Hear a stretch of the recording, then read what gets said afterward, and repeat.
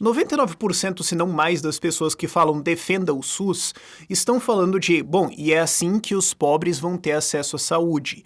E o que eu quero explicar nesse vídeo é como, na verdade, é o contrário. São as intervenções estatais, são os impostos e a insegurança jurídica que os estados causam, e especialmente o estado brasileiro causa, que fazem com que saúde seja extremamente caro e fique fora do alcance dos pobres. Isso poderia já ser resolvido, e isso inclusive começou a ser resolvido, daí o estado foi lá e proibiu. E as pessoas precisam entender isso para parar de defender a intervenção estatal na saúde. Vamos lá.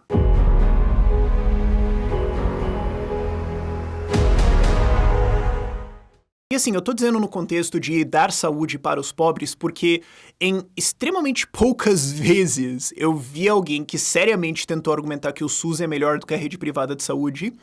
E foi bem engraçado ver alguém tentando argumentar isso, sabe?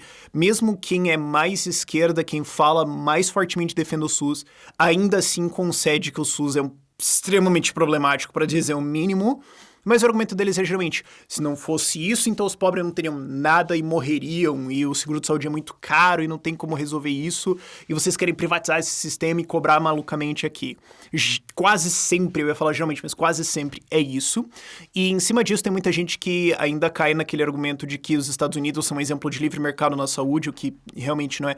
Quando alguém fala isso, eu instantaneamente sei que ela não estudou nada sobre o tema, não querendo ser agressivo em falar isso, mas assim, é só sinceridade. Se alguém fala isso, você imediatamente sabe que não tem ideia do que ele está falando, que o sistema é extremamente regulado, taxado, e o Obamacare detonou esse sistema de seguros, mas tem um monte de gente que acha que os Estados Unidos é livre, é cobrado e é caro pra caramba, porque eu vi um negócio em que alguém espirrou e um capitalista foi lá e cobrou $1 milhão do cara, então defenda o SUS. Sendo que, se você for ver, eles têm um monte de regulações sobre como você não pode competir em uma porrada de coisas diferentes e mais outros problemas, mas eu não quero entrar nisso nesse vídeo. O que eu quero entrar é, no contexto brasileiro, o que a gente poderia fazer para retirar o estado das coisas e no que isso resultaria de dar mais saúde, mais acesso à saúde na rede privada, em seguros, para a população pobre. E sim, eu tô falando quase sempre aqui em seguros, porque isso é o que faz mais sentido, sabe? Não é realista você achar que a pessoa não vai ter seguro e dela pode se acidentar e ter que pagar uma puta grana na UTI porque ela foi atropelada por alguma coisa e tudo mais. Não, a gente tem que primariamente se preocupar com acesso a seguros. Então vamos entender uma primeira coisa sobre regulação de seguros, de por que eles são caros. Existe uma coisa chamada plano mínimo. A ANS, a Agência Nacional de Saúde Suplementar, obriga você a comprar um plano mínimo de seguro de saúde que tem uma porrada de coberturas lá dentro. Então você não pode ter cobertura só do que você quer, porque convenhamos, a maior parte da população teria coberturas mais simples. Você não precisa de coisas extremamente avançadas, tipo tratamento de fertilidade ou algumas coisas lá dentro malucas pra caramba que são super pontuais. A maior parte da população poderia ter acesso a uma coisa muito mais estilo cardápio e pagar muito menos por isso, porque você tem uma cobertura menor, o que gera menos custos. E perceba que isso, por exemplo, discrimina contra mulheres, porque se você é uma mulher, inclusive, infértil, ou se você só não quer ter filhos, ou enfim, ou se você já teve filhos e não fala, não quero mais, já deu, ainda assim o seu seguro, você é obrigada por lei a ter toda a parte de obstetrícia dentro do seu seguro. Então isso encarece seguros de saúde para mulheres. A ideia é que, mas daí tem que ter um produto mínimo que as pessoas vão receber. Na prática, isso tá dizendo, é como se você falasse assim, se você quer comprar um carro, tem que ser no mínimo uma BMW, porque todo mundo devia ter uma BMW, puta carrão, menos que isso a gente não aceita. Aí você vê todo mundo a pé e fala, tá vendo? Tá vendo como o capitalismo falhou, cara? Outra coisa que quase ninguém sabe é que você tem dois tipos de planos no Brasil, que é o plano coletivo e o plano individual, e a ANS controla o reajuste de preço do plano individual. É por isso que quase nunca você vai encontrar esses planos à venda. No plano coletivo, como é para cobertura de empresa, uma classe, um sindicato, isso pode gerar alterações de custos e o seguro pode alterar o preço como ele quiser. Então, se a inflação de produtos médicos ou a inflação médica for muito mais alta que a normal, ele pode fazer um reajuste de acordo para cobrir os custos. Porém, no seguro individual, o Estado decide quanto você pode reajustar. E eu já revirei a legislação, já fiz um monte de coisa, e eu nunca encontrei alguma coisa que impeça o Estado de fazer um reajuste máximo negativo. Porque se a inflação médica foi 20%, mas o Estado diz você só pode reajustar o preço em 5%, na prática ele está dizendo, vocês têm que tomar um puta prejuízo. Então, a empresa que fornece esse seguro, toda vez que ela fornece um seguro individual, ela tem que pensar, pode ser que a inflação nesse país estoure, pode ser que o dólar estoure, pode ser que os custos estourem. E se isso acontecer, quase certamente vai rolar um populismão que vai barrar esse preço e eu vou tomar uma puta bucha aqui na minha cara. Então eu não vou vender esse seguro individual. Vamos tacar todo mundo no coletivo e vamos ver o que a gente pode fazer. clientes são prejudicados. E como eu falei antes, eu nunca vi alguma coisa que impede um reajuste negativo. Então, isso não aconteceu até hoje que eu saiba, mas algum presidente populista podia chegar e falar, o reajuste máximo esse ano é menos 20%. Todo mundo tem que baixar em 20% no máximo. Pode baixar mais se quiser. Então, e agora imagina assim, qual que é o risco Brasil? Porque se você tem alguém que tem um seguro de saúde individual ali, se o cara assinou isso com 25 anos de idade, ele vai estar na tua folha por um bom tempo ali. Qual que é o risco nos próximos 40, 50 anos de entrar algum presidente populista que vai entrar e fazer alguma maluquice com esse preço? Convenhamos, é o Brasil. Então, é muito difícil que você encontrar esse tipo de seguro. E eu já conversei com seguradoras e falei, se fosse revogado isso, vocês voltariam a vender o seguro individual? A quase totalidade de respostas que eu ouvi foi, não, você tá louco! Porque qual que é a probabilidade de, nos próximos 50 anos, de alguma forma, voltar essa obrigação, voltar esse controle de preços? Então, digamos, tiram lá, eu vendo um monte de seguro individual, daqui 10 anos o STF decide, ou os políticos decidem, o presidente, ou sei lá, decide que agora eles vão controlar os preços de novo, e agora eu tenho um monte de gente dentro da minha empresa que eu vou ter que cobrir isso aí, eu tô ferrado. Nós estamos no Brasil, convenhamos. O que me leva a um outro ponto também que encarece muito os seguros de saúde, que é a insegurança jurídica. Você não sabe o que algum juiz maluco vai decidir em cima de você. Recentemente teve uma decisão judicial de que seguros de saúde são obrigados a fornecer tratamento de fertilidade para todos os clientes homens. E eu fiquei pensando, mas cara, isso é caro pra caramba e uma pequena parcela da população precisa. Mas isso aqui vai crescer seguro de saúde para todos os homens. Então as pessoas mais pobres que vão agora tomar esse reajuste na cabeça vão ser excluídas. Sendo que elas não tinham nenhum problema disso.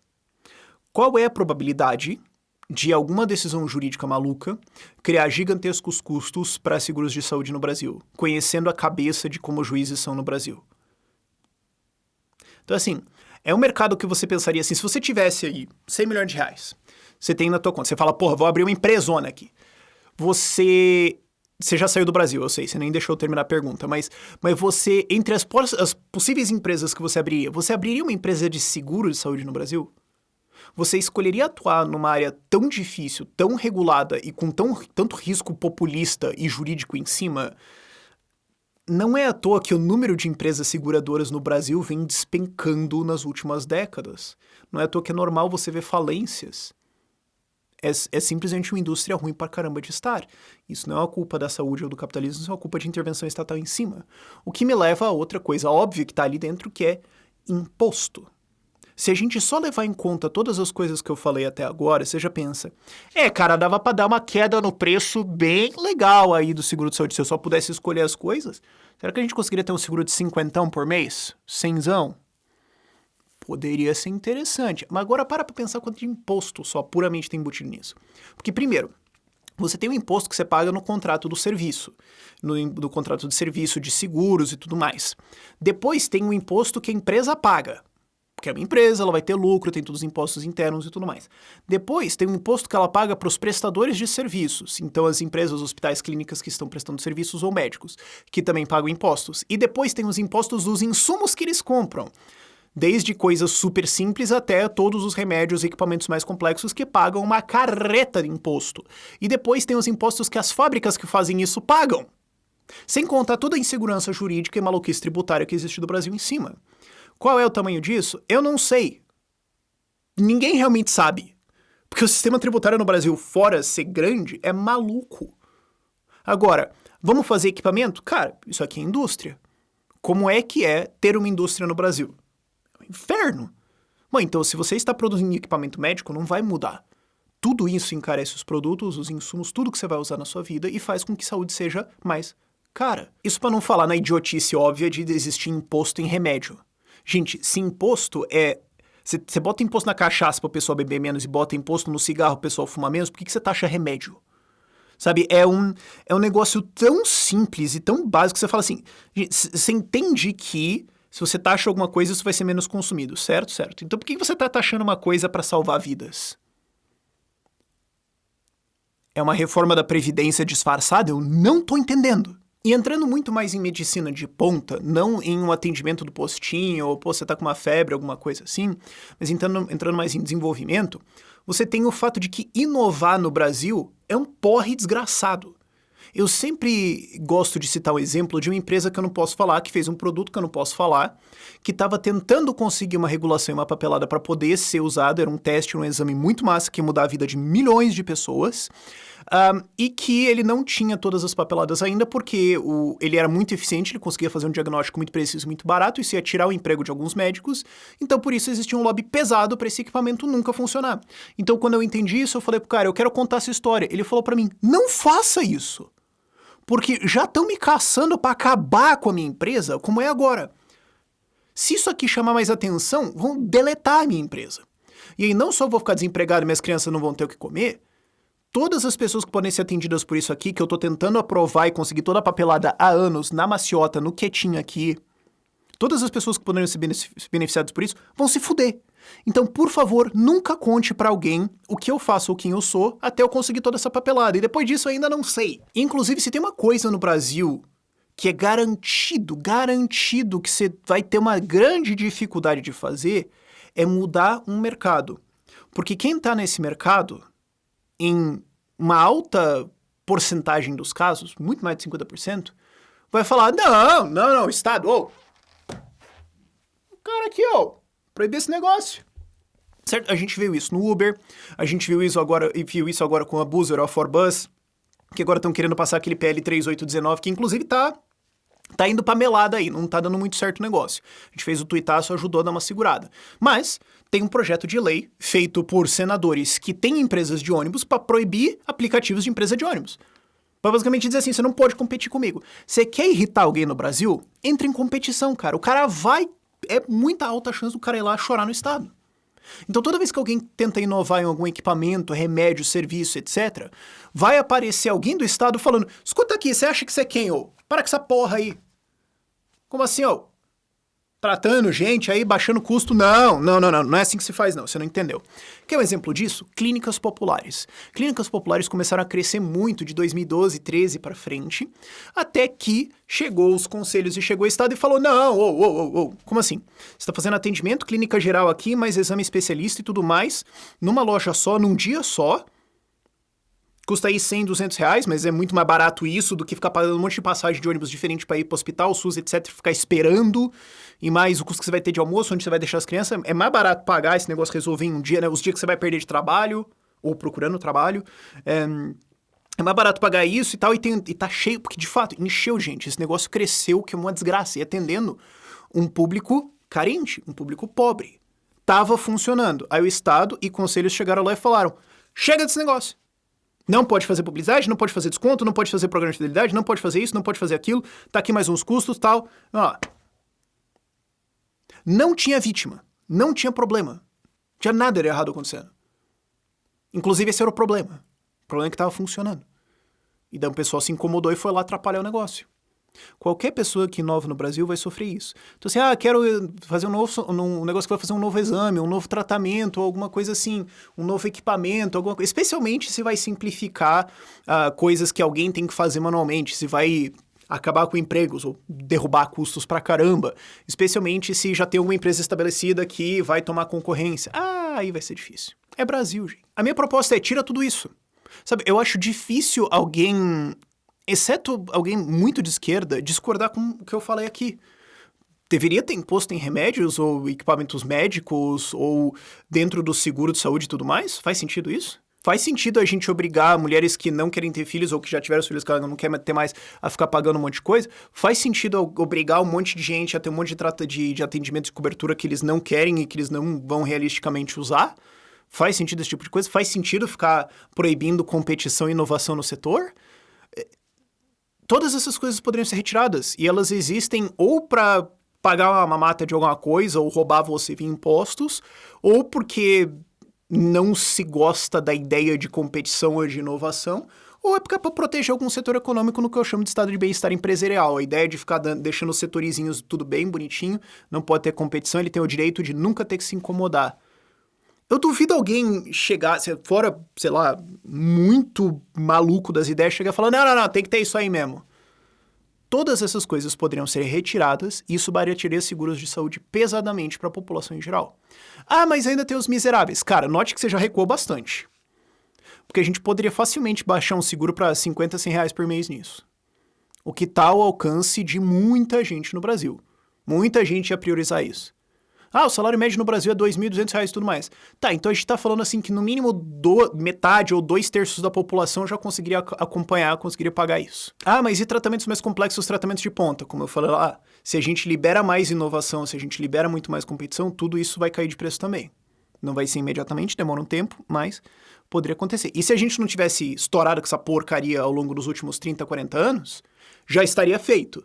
É o que a galera fala, não pode tirar agora, vai ser uma dor de cabeça para ficar. Mas se a gente tivesse feito uns 30 anos atrás, você nem ia lembrar desse problema hoje. Mas sim, você ainda pode ter a população extremamente carente, e para isso existe caridade, para isso existe outras coisas que podem existir para tentar baratear os serviços para essa população. Especialmente coisas hoje que seriam proibidas, porque, peraí, você está tentando dar de graça? Como assim? Nossa, isso daria um problema gigante, cara. Só tenta imaginar. Sabe, uma vez eu conheci um médico que ele falou, não, eu tava tentando fazer um atendimento de saúde em favelas aqui na região metropolitana da cidade. A gente tava fazendo de graça, adivinha se não apareceu um monte de fiscal ali pra crime proibido tudo que eu tava fazendo. E era médico com uma equipe de médicos para tentar dar atendimento odontológico, mas um monte de coisa em favela. Agora, outra coisa também que prejudica muito a população pobre é a interferência política dentro de fornecimento de saúde. Porque, se vai ter o SUS, se vai ter o Estado controlando isso. Gente, não é o Estado controlando isso, não é a Constituição controlando isso, e não é o cara que você gostaria que fosse presidente que está controlando isso. São os políticos de hoje ou os políticos que vão ser eleitos amanhã que vão controlar isso. São o deputado estadual mediano, o deputado federal mediano, ou o prefeito mediano, ou o governador mediano que vão estar com esse sistema na mão. E eles vão usar isso para compra de voto. Eles vão usar isso para avançar ideias políticas. Eles vão, às vezes, atrapalhar isso para atrapalhar concorrentes. Quer um exemplo agora? Você tem um acordo da Vale para pagar os danos causados pelas estouradas de represas deles. É um acordo de 37 bilhões de reais, sendo que 11 tem que ser pagos para o governo de Minas Gerais e isso precisa ser aprovado via um projeto de lei na Assembleia de Minas Gerais. O presidente da Assembleia de Minas Gerais será vice do Calil, que é prefeito de BH, que vai tentar, né, é o que tá arranjando, assim, politicamente, o que tá indo nessa direção, né, vai que pode alguma coisa mudar, mas é o que tá indo nessa direção, que vai desafiar o Zema para governador em 2022. E o presidente da Assembleia de Minas Gerais, que pode botar isso em votação, tem segurado a votação desse projeto, que daria 11 bilhões de reais para o estado de Minas Gerais, por motivos que são deveras inexplicáveis. Eu não consigo entender, honestamente, por quê. Eu não consigo olhar ali e encontrar algum motivo honesto. Se ele adorar explicar isso pra gente, eu vou adorar ouvir. Agora, por que há mais de 100 dias o cara segurou essa porcaria, impedindo de votar esses 11 bi e isso entrar no caixa do governo do estado pra ir pra fazer várias coisas, inclusive terminar hospitais? Eu não consigo ver algum outro motivo ali que não seja eleitoreiro. E aí o que acontece? Você está retendo dinheiro que poderia ir para reformar hospitais, para terminar obras de hospitais para atender a população. Por quê? Porque isso vai prejudicar o governador atual e reduz a chance dele de reeleição. Isso é um caso. Agora, existem vários motivos, existem várias situações onde vale a pena para governantes impedir gastos, segurar, cortar alguma coisa, porque vai prejudicar alguém, porque daí depois eu me elejo. Ou também existem motivos para você criar mais alocações de gastos, porque é popular. Eu vou tentar levar uma clínica, um hospital ali para minha base. Por quê? Porque eu prometi isso, porque eu vou comprar os votos dos caras. Mas aquela região daquele estado é a que mais necessita de um hospital? Será que não tem outras? Ou você quer levar um hospital para idosos. Por quê? Porque o teu público tende a ser mais idoso. Será que é esse o melhor gasto possível agora? Será que essa é a maior demanda que existe na população? Talvez não seja, mas só bonitinho. Então você tem a demanda por fazer o que é bonitinho, não o que de fato vai atender a população. Porque toda vez que a gente está falando de o Estado fornecer um serviço, um produto, alguma coisa, é sobre o que vai dar voto, acima de tudo. Por quê? Os políticos que pensarem no que vai dar voto tendem a subir mais e tendem a estar mais alto no poder, tendem a ter mais controle. Então os que priorizarem gastar dinheiro de saúde para comprar voto, vão ter mais poder do que aqueles que vão tender a ter, é uma tendência, né, não é um fato sempre 100%, mas vai ser uma tendência muito forte, vão tender a controlar muito mais o sistema de saúde do que aqueles que estão de fato tentando atender a população. E em casos extremos, você pode ter decisões ideológicas ou decisões incompreensíveis que causam grandes problemas, como, por exemplo, não comprar vacina. Porque assim, se a gente não tivesse um controle estatal de saúde no Brasil, fosse uma rede privada, desregulada, como eu falei aqui, sem impostos e tudo mais, coberta por seguros de saúde, se não tivesse que ser um político que decide quem que vai comprar vacina, se não tivesse que ser o Bolsonaro que decide vai comprar vacina ou não, mas redes privadas, seguros diferentes, talvez não todos, mas imagino eu que uma grandíssima porcentagem deles teriam comprado vacinas muito mais cedo, a gente teria sido vacinado para Covid muito mais cedo e a gente poderia já estar abrindo. Então não só as mortes que poderiam ter sido evitadas teriam sido evitadas e todo o dano econômico evitável por ter uma vacinação mais cedo teria sido evitado. A gente não estaria na mão de um presidente, de um político que fala, quer saber? O que ele nem sabe ainda exatamente o que aconteceu, eu acho que a gente nunca vai realmente saber. Mas não teria acontecido. Rede privada poderia ter comprado vacinas. Seguros poderiam ter feito, você podia estar dentro do seu seguro. E mesmo que você tivesse que pagar, o preço ia ter ficado o quê? 50 pila? 50 pila. Cara, comparado ao risco de você se infectar e morrer, ou puramente você ter que perder uns dias de trabalho por causa disso, ou, sei lá, alguns remédios simples, puramente só isso já seria mais barato comprar vacina. Sabe, só a população realmente de muito baixa renda não teria como comprar essa vacina. Quantos por cento da população a gente tá falando? Não me vê que é mais 30%, vai. 50%. E quem então daria vacinas para essas pessoas? Gente, ia fazer fila. Ia fazer fila de artista, de empresa, de associação, de um monte de gente fazendo vaquinha e tudo mais para comprar vacina e trazer. Você acha que as empresas não iam falar assim... queremos que as pessoas voltem, queremos uma sociedade vacinada e tudo mais, por isso a gente comprou tanto de vacina e plau, deu pras pessoas aqui. Mas é que também essa empresa tá... É claro que o McDonald's tá interessado, né? Porque quanto mais cedo as pessoas forem vacinadas, mais cedo volta tudo e mais cedo as pessoas voltam a comprar McDonald's. Sim, e daí a empresa, vai fazer uma coisa boa pra sociedade e ganhar dinheiro. Qual é o problema? Qual é o problema? Sabe, eu muito vejo associações de bares e restaurantes, se isso existisse, falando, cara, quer saber? Precisa voltar logo, vamos lá, beleza, então vou fazer o seguinte, é mais barato a gente comprar as vacinas e dar pra quem não tem, e a gente tenta voltar o mais rápido possível, e ganha um marketing também em cima disso, e a gente ganha dinheiro logo, vamos tentar resolver? Cara, eu consigo visualizar isso tanto. E por último, tem um fator também, eu não podia deixar de citar isso. O Brasil afasta médicos e outras pessoas especialistas na área de saúde. Por quê? Porque este país é uma merda. E quem tem um diploma e experiência na área de saúde vai para onde quer no mundo. Eu sou sócio numa empresa chamada 7i, em que a gente ajuda pessoas a saírem do país, a pagar menos impostos em outros países, de repente abrir uma empresa, investir em outros países, estruturar o seu internacional de como elas podem viver em lugares mais livres e pagar menos impostos com isso. E o que a gente recebe de e-mail de sou médico, sou fisioterapeuta, sou odontologista, sou cirurgião, sou não sei o quê, quero ir para outro país, como é que é revalidação? Cara, é brutal, cara, é brutal, é muita gente. Se o Brasil não fosse uma bosta, tão bosta, a gente não teria uma fuga de tanta gente da área de saúde. A gente poderia ter até gente vindo pra cá.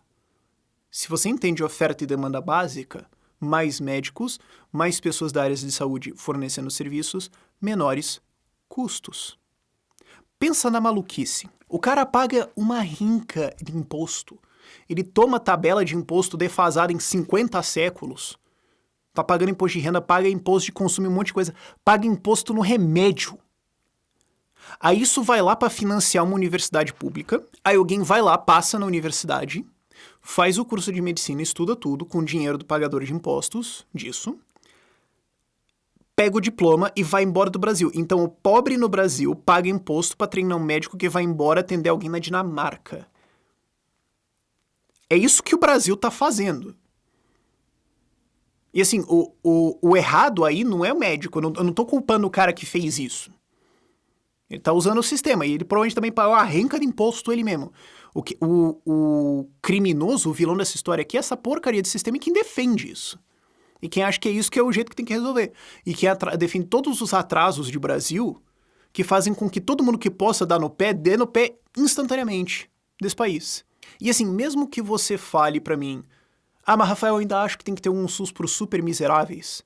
Se você chegou nesse ponto do vídeo, eu espero que você concorde comigo que existem sim várias intervenções, várias maluquices, várias burocracias, várias regulações que poderiam ser revogadas, que não tem a menor lógica, que aumentam custos e que jogam pessoas pro SUS, que é um sistema pior.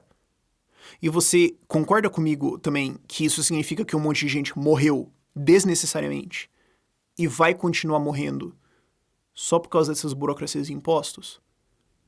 Sabe, eu até entendo você falar, não, mas cara, eu ainda tô reticente, sei lá, cara, tipo, e os miseráveis e tudo mais. Mas assim, no mínimo concorde comigo que isso podia ser muito melhor, no mínimo. Que um monte de gente morreu e não precisava morrer, e que isso vai continuar acontecendo enquanto a gente não mudar isso. No mínimo vão começar a encarar isso e sair do slogan só de defenda o SUS, que não vai funcionar. Políticos não vão começar a cuidar de você do nada. Não tem como fazer isso funcionar, porque políticos não vão começar a cuidar de você do nada, eles não são obrigados, isso não precisa funcionar para eles continuarem reeleitos, e funcionando ou não funcionando, eles continuam ganhando igual. Vamos entender isso, sabe? Não é sobre, o Estado vai cuidar de mim ou o direito à Constituição, é sobre por que o sistema atual, com as pessoas que estão no poder atual, deveriam resolver esse problema e o que elas ganham com isso. Nada. Pois é. Vamos começar a entender isso. Por esse vídeo é isso. Links, artigos, recomendações de leitura vão estar aqui na descrição. Tchau, tchau.